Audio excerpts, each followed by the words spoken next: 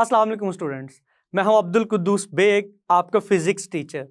आज हम डिस्कस करेंगे डायमेंशंस ऑफ फिजिकल क्वांटिटीज को। स्टूडेंट्स, आज का टॉपिक बहुत ही इंपॉर्टेंट है, तो स्टार्ट करते हैं आज के लेक्चर को। जी स्टूडेंट्स, आज हम डिस्कस करेंगे डायमेंशंस ऑफ फिजिकल क्वांटिटीज। हम देखेंगे what are the dimensions of physical quantities. हम देखेंगे कि डायमेंशंस की डेफिनेशन क्या है। उसके बाद हम डिफरेंट फिजिकल क्वांटिटीज की डायमेंशंस को डिराइव करेंगे, जिनको आपने मेमोराइज करना है। और लास्ट पे हम देखेंगे what are the applications of dimensional analysis. इसमें हम डायमेंशंस की कुछ प्रॉपर्टीज को भी डिस्कस करेंगे। तो स्टूडेंट्स, हम आज के टॉपिक को डायमेंशंस की डेफिनेशन से स्टार्ट करते हैं। तो स्टूडेंट्स, डायमेंशन की डेफिनेशन है each base quantity is considered as dimension denoted by a specific symbol written within square brackets। तो स्टूडेंट्स, इसी डेफिनेशन को हम सबसे पहले राइट करते हैं, लिखते हैं।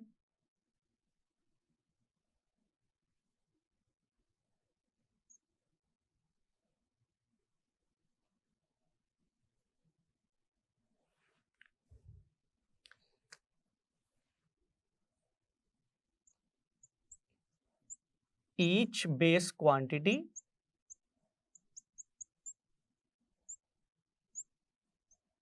is considered as dimension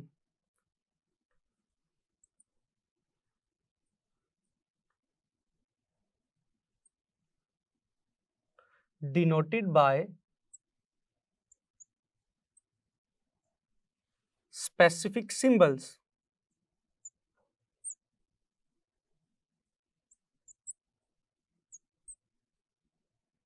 and written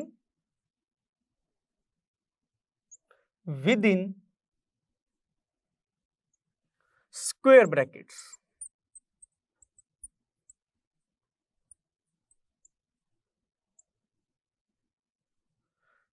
students, this is the definition of dimensions.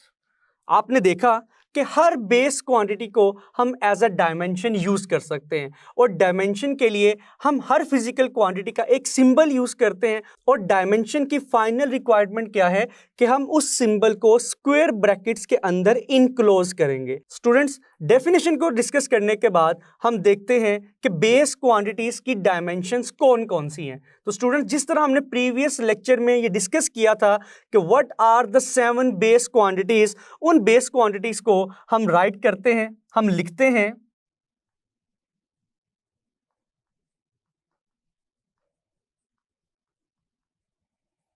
Dimensions of base quantities.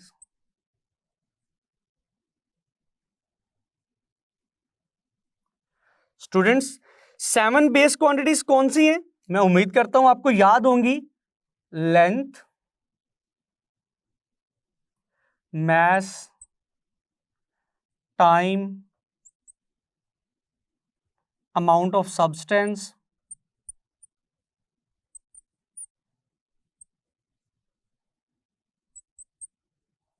thermodynamic temperature,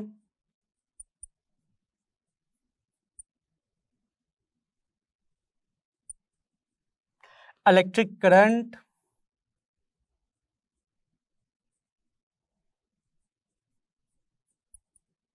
and intensity of light।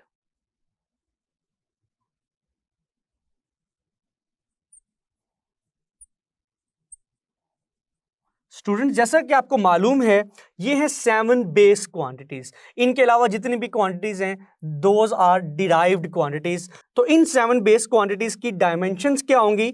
Length की डायमेंशन है students L, which is represented by the symbol capital L, which is enclosed in square brackets. Okay students, now what will be the dimension of mass? It is represented by capital M. For time, we will use capital T. For amount of substance, we will use small n enclosed in square brackets. For temperature, we will use Kelvin. और कुछ topics में students, higher classes में, higher grades में आप देखेंगे temperature की dimension theta भी use की जाती है। Then electric current, the dimension of electric current is A for ampere, and intensity of light, the dimension for intensity of light is capital J. Students, these are the 7 dimensions of base quantities. तो students घबराने की जरूरत नहीं है, इस level तक, इस grade तक आपके लिए जो इंपॉर्टेंट डायमेंशंस हैं वो पहली 3 है, length, mess and time.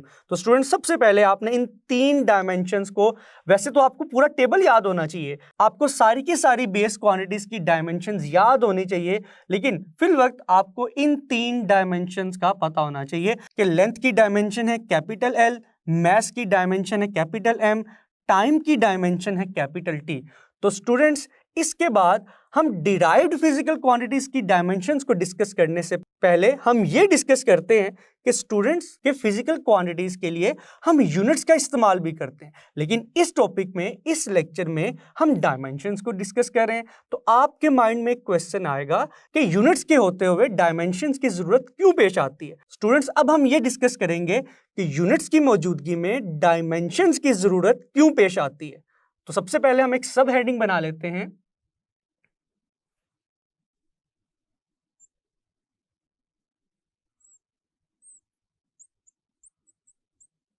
difference between dimensions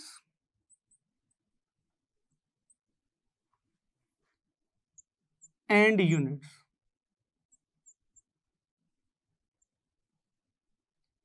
students इस पॉइंट को डिस्कस करने से पहले मैं आपके सामने एक एग्जांपल रखता हूं। फॉर एग्जांपल स्टूडेंट्स, मैं डिस्कस करता हूं एक यूनिट को which is kilogram.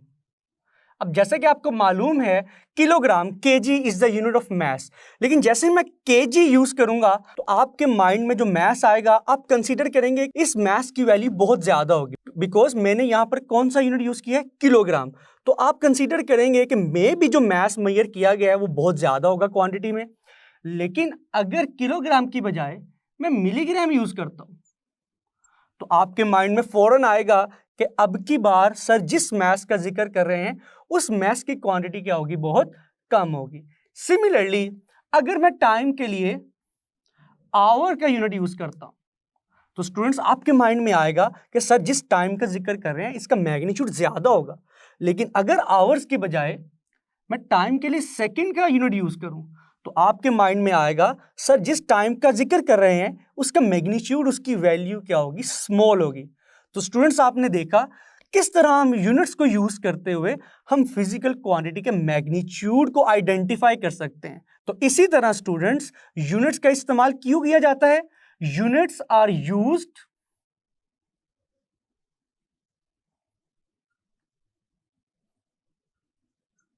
For quantitative analysis.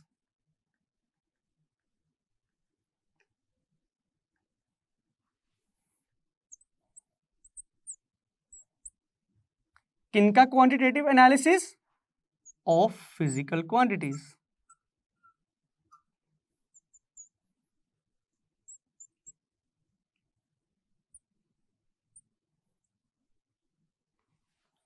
लेकिन अगर मैं डायमेंशंस की बात करूं तो स्टूडेंट्स ये लाइन बहुत ही इंपॉर्टेंट है डायमेंशंस के लिए। यूनिट्स के बरक्स हम डायमेंशंस को यूज करते हैं, dimensions are used for qualitative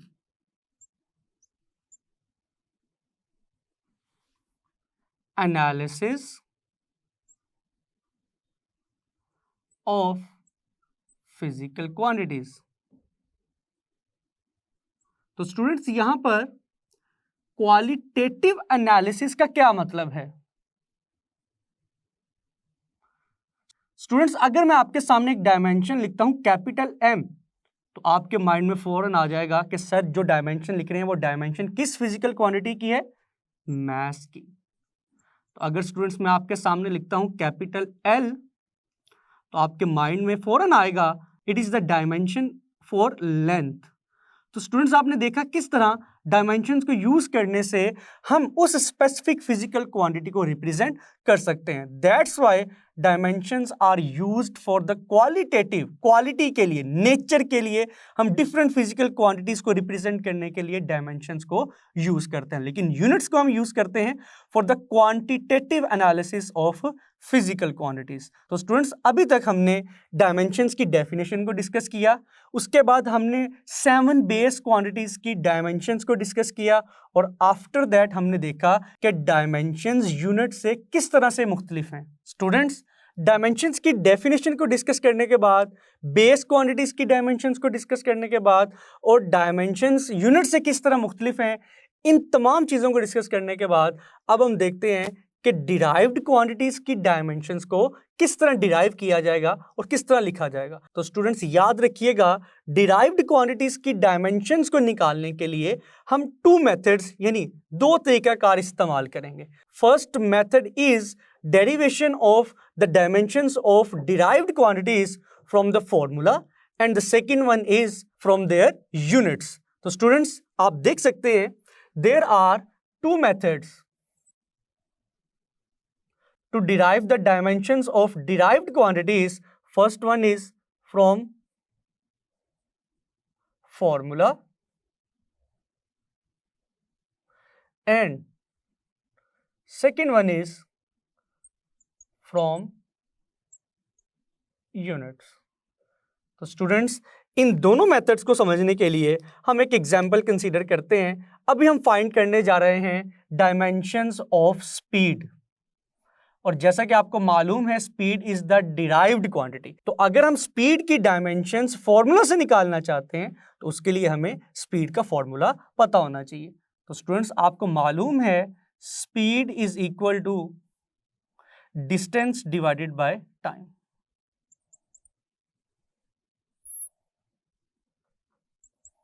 अब हमें मालूम है डिस्टेंस इज द लेंथ, और लेंथ की डायमेंशन क्या है, कैपिटल एल।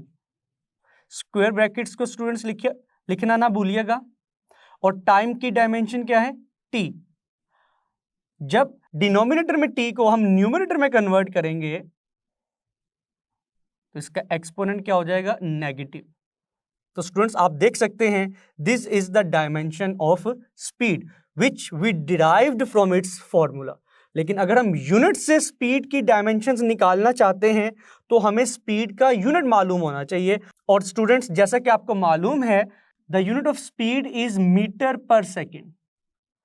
यूनिट लिखने के बाद अब हम देखेंगे मीटर किसका यूनिट है, लेंथ का, और लेंथ की डायमेंशन क्या है स्टूडेंट्स, कैपिटल एल। और स्टूडेंट्स सेकेंड किस फिजिकल क्वांटिटी का यूनिट है, टाइम का, और टाइम की डायमेंशन क्या है स्टूडेंट्स, कैपिटल टी। और आप देख सकते हैं यहां पर सेकंड का एक्सपोनेंट क्या है, सेकंड की पावर क्या है, -1, और यही -1 एक्सपोनेंट हम टाइम के साथ भी लिखेंगे। तो फाइनली आप देख सकते हैं कि हम स्पीड की डायमेंशंस चाहे स्पीड के फॉर्मूला से डिराइव करें या इसके यूनिट से डिराइव करें, हमारा रिजल्ट क्या आएगा, सेम आएगा। तो स्टूडेंट्स अगर आप किसी भी फिजिकल क्वांटिटी की डायमेंशंस को फॉर्मूला से डिराइव करना चाहते हैं तो आपको उस फिजिकल क्वांटिटी का फॉर्मूला याद होना चाहिए। लेकिन अगर आप उस डिराइव्ड फिजिकल क्वांटिटी की डायमेंशंस को यूनिट से डिराइव करना चाहते हैं तो आपको उस फिजिकल क्वांटिटी के यूनिट्स का पता होना चाहिए। तो स्टूडेंट्स आपने देखा as compare to formula units वाला मेथड मोर कन्वीनियंट है, मोर इजी है, लेकिन उसके लिए आपको उस फिजिकल क्वांटिटी के बेस यूनिट्स याद होने चाहिए, डिराइव्ड यूनिट नहीं।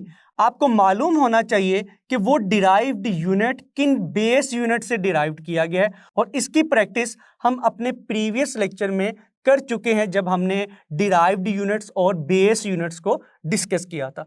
तो स्टूडेंट्स स्पीड की एग्जांपल को डिस्कस करने के बाद अब हम एक्सेलरेशन की एग्जांपल को डिस्कस करते हैं।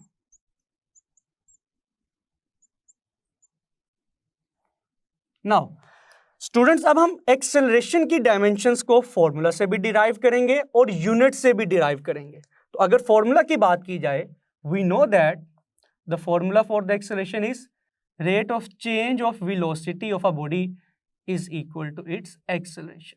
तो स्टूडेंट्स अभी वेलोसिटी या स्पीड की डायमेंशन हमने डिराइव की है which is LT-1 and denominator में टाइम की डायमेंशन पुट करेंगे कैपिटल T, और जब डिनोमिनेटर में टाइम T न्यूमरेटर में शिफ्ट होगा इट बिकम्स LT-1, लेकिन T-1 ऑलरेडी रिटन है, तो स्टूडेंट्स T-1 से मल्टीप्लाई होगा और बेसिस सेम हो तो पावर्स क्या कर दी जाती हैं, ऐड। तो स्टूडेंट्स ये हमने एक्सेलरेशन की डायमेंशंस को डिराइव किया है फ्रॉम इट्स फॉर्मूला। लेकिन अगर हम यूनिट से डिराइव करें तो हमें मालूम है what is the unit of acceleration, metre per second और मीटर पर सेकंड स्क्वायर। तो students metre is the unit of length, what will be the dimension of length, it is capital L। And second किसका unit है, time का, तो time की dimension capital T और इसका exponent है -2। तो स्टूडेंट्स आपने देखा कि अगर हम फॉर्मूला से डायमेंशंस को डिराइव करना चाहते हैं ये थोड़ा सा लेंथी मेथड है, लेकिन अगर हम यूनिट से डायमेंशंस को डिराइव करना चाहते हैं it is more convenient way, लेकिन यूनिट्स का याद होना बहुत जरूरी है। तो स्टूडेंट्स अगर हम नेक्स्ट फिजिकल क्वांटिटी की बात करें दैट इज फोर्स, और स्टूडेंट्स अगर फोर्स की डायमेंशंस को हम फॉर्मूला से निकालना चाहते हैं तो स्टूडेंट्स फोर्स का फॉर्मूला क्या है, according to Newton's second law of motion F is equal to ma। Students now अगर हम मास की डायमेंशंस पुट करें कैपिटल M, एक्सेलरेशन की डायमेंशंस जो भी हमने डिराइव की हैं वो पुट करें LT-2 is the final dimensional formula for force. लेकिन अगर मैं यूनिट की बात करूं तो स्टूडेंट्स जैसा कि आपको मालूम है the unit of force is Newton, and Newton किन बेस यूनिट से मिलकर बना है, kilogram metre per second square. यहां पे मैं एक बात रिपीट कर रहा हूं कि अगर हम यूनिट से डायमेंशंस निकालना चाहते हैं तो हमें बेस यूनिट्स का पता होना चाहिए ना कि डिराइव्ड यूनिट्स का। तो स्टूडेंट्स अगर मैं केजी की बात करूं, KG is the unit of mass, और मास की डायमेंशन क्या है, capital M। Metre is the unit of length, और लेंथ की डायमेंशन है कैपिटल L। सेकंड किसका यूनिट है, टाइम का, और टाइम की डायमेंशन है कैपिटल T, और पावर आएगी -2। तो स्टूडेंट्स ये है final dimensional formula of force. तो स्टूडेंट्स जैसा कि मैंने आपको बताया था कि only 3 dimensions are the basic dimensions, mass की M, लेंथ की L और टाइम की T। तो आपकी कोशिश यही होनी चाहिए कि आपका फाइनल डायमेंशनल फॉर्मूला इन तीनों डायमेंशंस की फॉर्म में लिखा हो, कि उस फाइनल फॉर्मूला में कैपिटल M भी मौजूद होना चाहिए, कैपिटल L और कैपिटल T। यही समझ लें कि it is the fashion, it is the notation which is used to represent the dimensional formula. तो अगर हम पीछे चलें आप देख सकते हैं कि हमने स्पीड की डायमेंशन क्या लिखी थी, LT-1। यहां पे तो मास है ही नहीं है, तो क्या मास को मैं इस तरह से नहीं लिख सकता, m⁻0 LT-1। जैसे कि स्टूडेंट्स आपको मालूम है कि किसी भी चीज की पावर, किसी भी वेरिएबल की पावर 0 हो तो उसका आंसर क्या होता है, 1। तो इट मींस दैट m⁻0 का मतलब है स्पीड उस ऑब्जेक्ट के मास पे डिपेंड नहीं करती। तो अगर स्टूडेंट्स मैं एक्सेलरेशन की बात करूं तो एक्सेलरेशन के डायमेंशनल फॉर्मूला को भी हम लिख सकते हैं m⁻0 LT-2। और फाइनली फोर्स की डायमेंशंस तो ऑलरेडी स्टैंडर्ड नोटेशन में लिखी गई हैं MLT-2। तो स्टूडेंट्स यहां पर मैं एक चीज डिफरेंशिएट करना चाहूंगा, मैं 2 अल्फाज का इस्तेमाल कर रहा हूं। First one is dimensions and second one is dimensional formula.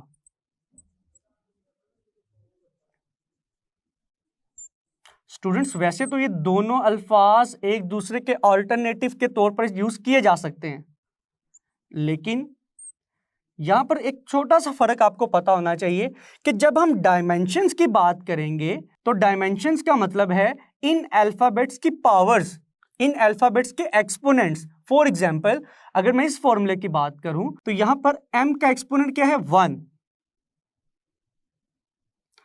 Length का एक्सपोनेंट क्या है, 1, और t टाइम का एक्सपोनेंट क्या है, -2। तो students these powers, these exponents are the dimensions mainly. लेकिन इसके बरक्स अगर मैं डायमेंशनल फॉर्मूला की बात करूं तो डायमेंशनल फॉर्मूला इस पूरी नोटेशन को हम कहेंगे which is written with the help of square brackets, और जो वैल्यूज स्क्वायर ब्रैकेट्स के अंदर मौजूद हैं इस पूरी नोटेशन को हम क्या कहेंगे, डायमेंशनल फॉर्मूला। लेकिन आप रैंडमली दोनों वर्ड्स को अल्टरनेट के तौर पर इस्तेमाल कर सकते हैं। तो स्टूडेंट्स हमने देखा कि किस तरह डिराइव्ड फिजिकल क्वांटिटीज की डायमेंशंस को फॉर्मूला और यूनिट्स की मदद से हम डिराइव कर सकते हैं। तो स्टूडेंट्स अगर मैं बोर्ड के पॉइंट ऑफ व्यू से बात करूं तो सबसे पहले आपको 3 बेसिक डायमेंशंस याद होने चाहिए, मास की कैपिटल M, लेंथ की कैपिटल L और टाइम की कैपिटल T। आफ्टर दैट किसी भी डिराइव्ड क्वांटिटी की डायमेंशंस को डिराइव करने के लिए अगर आप स्पीड, एक्सेलरेशन और फोर्स की डायमेंशंस को याद कर लेते हैं तो आपका काम बहुत ही आसान हो जाएगा, क्योंकि ये 3 डायमेंशंस ज्यादातर फिजिकल क्वांटिटीज की डायमेंशंस को डिराइव करने में इस्तेमाल होंगी। तो स्टूडेंट्स 3 डिराइव्ड क्वांटिटीज की डायमेंशंस को डिस्कस करने के बाद हम 3 और 4 मोर एग्जाम्पल्स को डिस्कस करते हैं कि प्रेशर की डायमेंशंस क्या होंगी, एरिया की डायमेंशंस क्या होंगी, वॉल्यूम की डायमेंशंस क्या होंगी, डेंसिटी की डायमेंशंस क्या होंगी। तो स्टूडेंट्स देखते हैं इन 3 डिराइव्ड क्वांटिटीज के अलावा हमने चैप्टर 1 में डिराइव्ड यूनिट्स का जो टेबल डिस्कस किया था उनमें जो डिराइव्ड क्वांटिटीज मेंशन थी उनकी डायमेंशंस क्या हैं। जी स्टूडेंट्स, डिराइव्ड क्वांटिटीज में स्पीड, एक्सेलरेशन और फोर्स की डायमेंशंस को डिराइव करने के बाद अब हम कुछ मजीद डिराइव्ड क्वांटिटीज की डायमेंशंस को डिस्कस करते हैं। तो स्टूडेंट्स आप देख सकते हैं आपके सामने कुछ डिराइव्ड क्वांटिटीज लिखी गई हैं, for example area, volume, work, power, pressure and density. और इन डिराइव्ड क्वांटिटीज के कोरेस्पॉन्डिंग इनके यूनिट्स भी लिखे गए हैं, जैसा कि आप देख सकते हैं the unit of area is metre square, volume का यूनिट है मीटर क्यूब, सिमिलरली वर्क का यूनिट है जूल, और जूल किन बेस यूनिट से डिराइव किया गया है ये चीज़ ज़्यादा इंपॉर्टेंट है। जैसा कि आप देख सकते हैं joule is equal to kilogram metre square per second square. Power का यूनिट है वॉट, और वॉट किन बेस यूनिट से मिलकर बना है, kilogram metre square per second cube. Similarly pressure का यूनिट है पास्कल, और पास्कल किन बेस यूनिट से डिराइव किया गया है, kilogram per metre per second square. और लास्ट पे डेंसिटी का यूनिट है किलोग्राम पर मीटर क्यूब। तो स्टूडेंट्स अब हम इन डिराइव्ड क्वांटिटीज की डायमेंशंस को डिराइव करेंगे with the help of their units. तो स्टूडेंट्स आप देख सकते हैं एरिया का यूनिट है मीटर स्क्वायर, और मीटर किस बेस क्वांटिटी का यूनिट है, लेंथ का, और लेंथ की डायमेंशन है कैपिटल L, और इसका एक्सपोनेंट क्या आएगा, L स्क्वायर। फाइनली स्टूडेंट्स आप देख सकते हैं एरिया की डायमेंशन क्या है, L स्क्वायर। लेकिन इसको स्टैंडर्ड नोटेशन में लिखें, it will be equal to m raise to power 0, L raise to power 2 and T raise to power 0। Area की डायमेंशन को हम इस तरह भी रिप्रेजेंट कर सकते हैं। तो अगर हम वॉल्यूम की डायमेंशन की बात करें तो वॉल्यूम का यूनिट है मीटर क्यूब, और मीटर के लिए हम कौन सी डायमेंशन यूज करेंगे, again L, it becomes L cube. और अगर हम इसको स्टैंडर्ड नोटेशन में रिप्रेजेंट करें it will be equal to m raise to power 0, L cube, T raise to power 0। Students standard notation में रिप्रेजेंट करना बहुत ही आसान है। अगर फॉर्मूला में m गायब है, m नहीं है, टाइम नहीं है, तो जस्ट आपने उस लेटर को लिखने के बाद उसका एक्सपोनेंट 0 पुट कर देना है। वॉल्यूम के बाद स्टूडेंट्स अगर वर्क की बात की जाए, वर्क का यूनिट है जूल, और जूल किन बेस यूनिट्स के इक्वल है, kilogram metre square per second square. तो अगर किलोग्राम की बात की जाए it is the unit of mass, और मास के लिए हम डायमेंशन यूज करते हैं capital M। Metre square, metre के लिए हम डायमेंशन यूज करते हैं L, तो उसका एक्सपोनेंट आएगा 2। और सेकंड के लिए हम कौन सी डायमेंशन यूज करते हैं, कैपिटल T, और इसका एक्सपोनेंट है -2। तो students this is the final dimensional formula for work done. अगर हम पावर की बात करें, पावर का डिराइव्ड यूनिट है वॉट, लेकिन वॉट किन बेस यूनिट से डिराइव किया गया है, kilogram metre square per second cube. तो अगर हम इनको डायमेंशनल फॉर्मूला में कन्वर्ट करें तो किलोग्राम की जगह आएगा कैपिटल M, मीटर की जगह आएगा L, exponent as it is, और सेकेंड्स की जगह आएगा T, और exponent -3 will be written as it is. This is the final dimensional formula for power. अगर प्रेशर की बात की जाए, प्रेशर का डिराइव्ड यूनिट है पास्कल, और पास्कल किन बेस यूनिट से मिलकर बना है? Kilogram per metre per second square. अगर हम इन यूनिट्स को डायमेंशंस में कन्वर्ट करें तो सिमिलरली केजी की जगह कैपिटल एम की जगह हम लिखेंगे L एक्सपोनेंट -1 और सेकंड्स की जगह हम लिखेंगे T exponent -2 as it is. तो स्टूडेंट्स, प्रेशर का डायमेंशनल फॉर्मूला किसके इक्वल है? mL-1 T-2। नाउ डेंसिटी की डायमेंशंस क्या होंगी स्टूडेंट्स? केजी के लिए हम लिखेंगे कैपिटल M, मीटर के लिए हम लिखेंगे L और exponent -3 will be written as it is.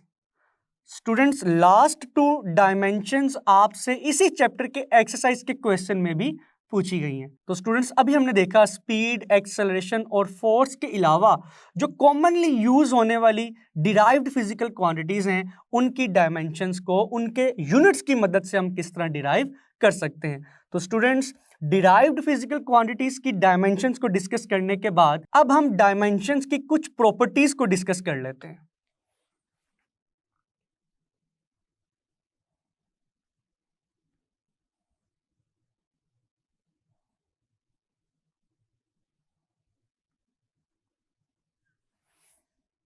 Students, अगर प्रॉपर्टीज की बात की जाए, first property is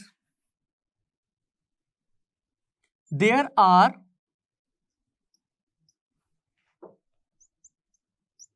no dimensions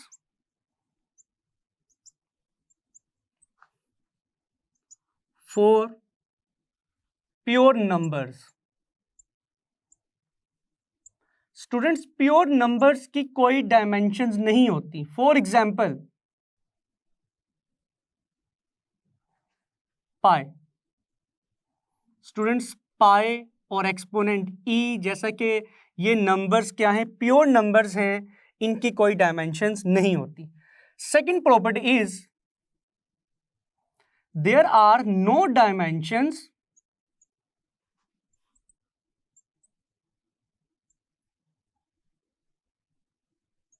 of a ratio between two similar quantities. Similar quantities.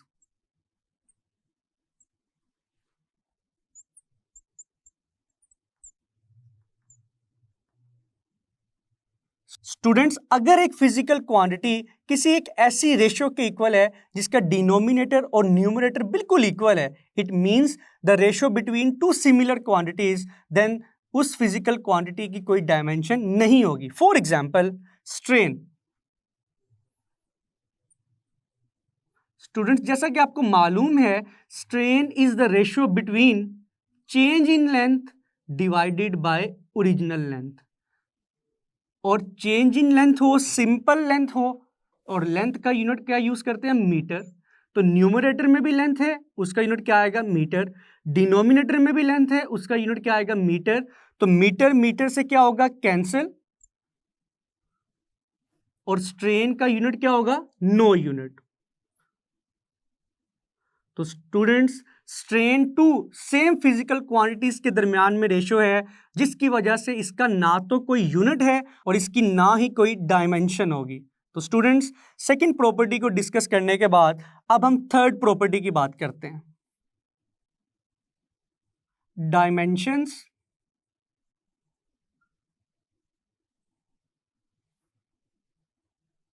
Can be multiplied or divided as algebraic quantities. Students, जिस तरह अलजब्रा के अंदर हम वैल्यूज को मल्टीप्लाई और डिवाइड करवा सकते हैं, सिमिलरली हम उसी तरह डायमेंशंस को मल्टीप्लाई और डिवाइड करवा सकते हैं। फॉर एग्जांपल, अगर मैं लेंथ की डायमेंशन को लेंथ की डायमेंशन से मल्टीप्लाई करूं, तो स्टूडेंट्स आपको मालूम है कि जब सेम वैल्यूज मल्टीप्लाई की जाती हैं तो उनके एक्सपोनेंट्स ऐड कर दिए जाते हैं, तो फाइनल रिजल्ट क्या आएगा, एल स्क्वायर। सिमिलरली अगर मैं एरिया की डायमेंशन को लेंथ की डायमेंशन से डिवाइड करूं तो एल एल से कैंसल आउट होगा और फाइनल रिजल्ट क्या आएगा, सिंगल एल। तो स्टूडेंट्स, इस प्रॉपर्टी में हमने देखा कि किस तरह हम डायमेंशंस को मल्टीप्लाई करवा सकते हैं और डिवाइड करवा सकते हैं। स्टूडेंट्स, अगर नेक्स्ट प्रॉपर्टी की बात की जाए, नेक्स्ट प्रॉपर्टी हमें क्या कहती है, dimensions can not be added और सब्ट्रैक्टेड। डायमेंशंस को हम ना तो ऐड कर सकते हैं ना सब्ट्रैक्ट कर सकते हैं। Dimensions can not be added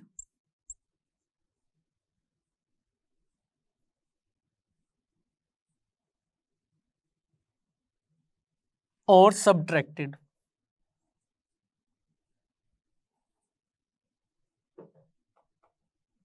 for example students, अगर आपके सामने 2 डायमेंशंस लिखी जाएं, L प्लस L।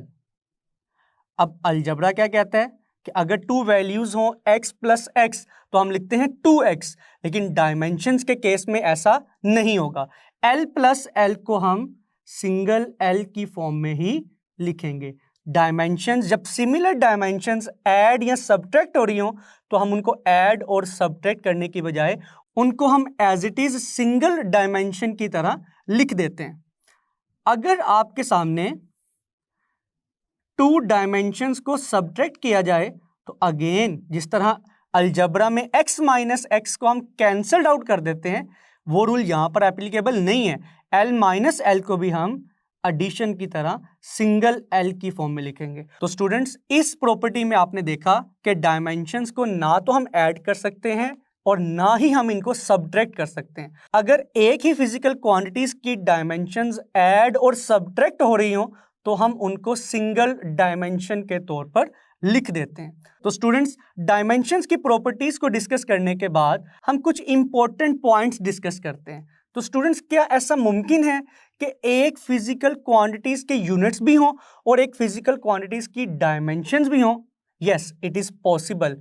हमने जितनी भी एग्जांपल्स को डिस्कस किया, आपने देखा कि हर बेस क्वांटिटी और डिराइव्ड क्वांटिटी का यूनिट भी है और उसके कोरेस्पॉन्डिंग उसकी डायमेंशन भी एग्जिस्ट कर सकती है। पॉइंट 2, तो स्टूडेंट्स, क्या ऐसा मुमकिन है कि एक फिजिकल क्वांटिटीज के ना तो यूनिट्स हों और ना ही डायमेंशंस हों? Yes students, it is also possible. हमने स्ट्रेन की एग्जांपल में देखा कि strain is the ratio between 2 similar quantities. तो स्ट्रेन का ना तो यूनिट एग्जिस्ट करता है, सिमिलरली स्ट्रेन की डायमेंशंस भी एग्जिस्ट नहीं करती। पॉइंट 1 हमने डिस्कस किया कि अगर एक फिजिकल क्वांटिटी के यूनिट्स हैं तो उस फिजिकल क्वांटिटी की डायमेंशंस भी हो सकती हैं। पॉइंट 2 हमने डिस्कस किया कि अगर एक फिजिकल क्वांटिटी के यूनिट्स नहीं एग्जिस्ट करते तो उस फिजिकल क्वांटिटीज की डायमेंशंस भी एग्जिस्ट नहीं कर सकती। पॉइंट 3, स्टूडेंट्स, क्या ऐसा मुमकिन है कि एक फिजिकल क्वांटिटीज के यूनिट्स तो हों लेकिन उसकी डायमेंशंस एग्जिस्ट ना करें? क्या ऐसा मुमकिन है? Yes, it is also possible. Students, याद करें जब हमने सप्लीमेंट्री यूनिट्स को डिस्कस किया तो प्लेन एंगल का यूनिट क्या था? रेडियन। और रेडियन का फॉर्मूला क्या था? Radian is the plane angle, 1 radian is equal to arc length divided by radius. तो स्टूडेंट्स, ये आपके सामने प्लेन एंगल रेडियन का फॉर्मूला लिखा गया है। आप देख सकते हैं न्यूमरेटर में लेंथ है और डिनोमिनेटर में रेडियस है, और रेडियस भी लेंथ को रिप्रेजेंट करता है।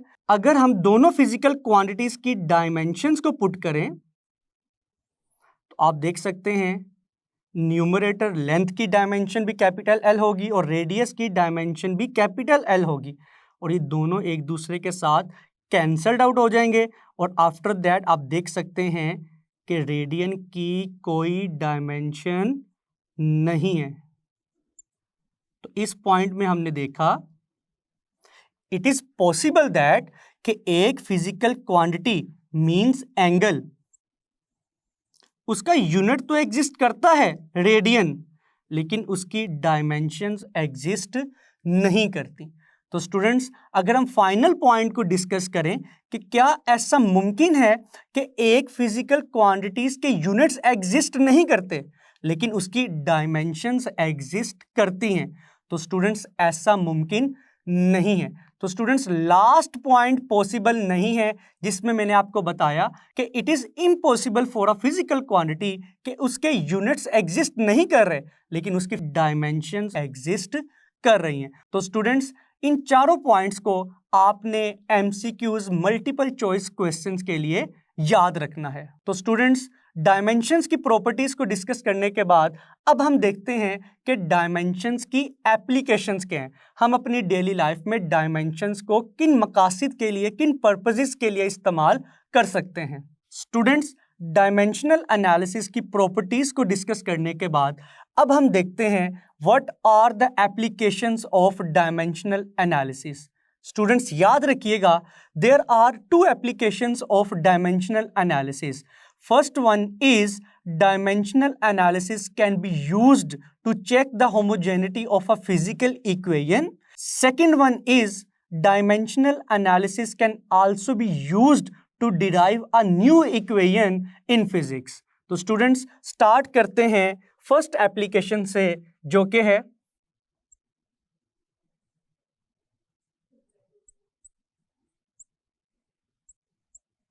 checking the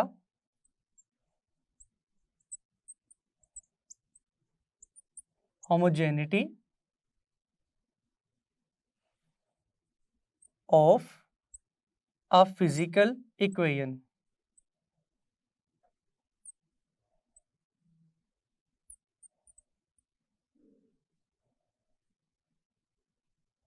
And second one is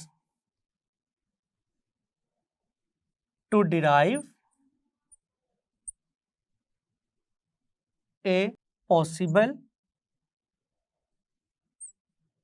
formula. Students, अगर फर्स्ट एप्लीकेशन की बात की जाए, जो कि हमें क्या बता रही है, dimensional analysis can be used to check the homogeneity of a physical equation. इसका क्या मतलब है?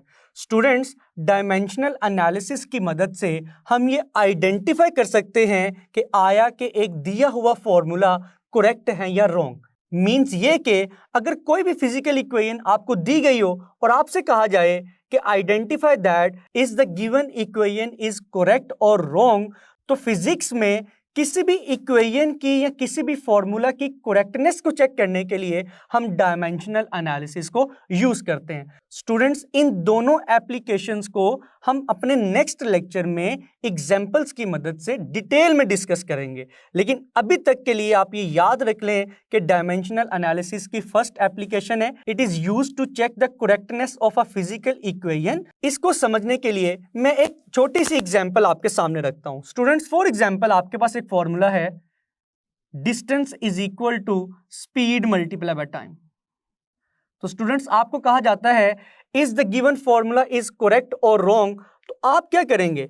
आप students simply left hand side की डायमेंशंस को डिराइव करेंगे, देन राइट हैंड साइड की डायमेंशंस को सॉल्व करेंगे। अगर तो फाइनली लेफ्ट हैंड साइड की डायमेंशंस बराबर आ जाती हैं राइट हैंड साइड की डायमेंशंस के, तो इसका मतलब है दिया हुआ फॉर्मूला फिजिक्स के लिहाज से बिल्कुल करेक्ट है। तो स्टूडेंट्स, अगर इसी फॉर्मूले की बात की जाए तो लेफ्ट हैंड साइड पे क्या है? डिस्टेंस, और डिस्टेंस की डायमेंशंस क्या होती हैं? एल। अगर राइट हैंड साइड की बात की जाए तो स्पीड की डायमेंशंस हैं L T minus one multiply by time, time की डायमेंशंस होती हैं टी। तो स्टूडेंट्स, आप देख सकते हैं L will remain as it is. जब मैं टी माइनस वन को टी प्लस वन के साथ मल्टीप्लाई करूंगा, क्योंकि आपको मालूम है जब किसी वैल्यू का एक्सपोनेंट नहीं होता तो उसकी जगह हम क्या लिख सकते हैं? वन।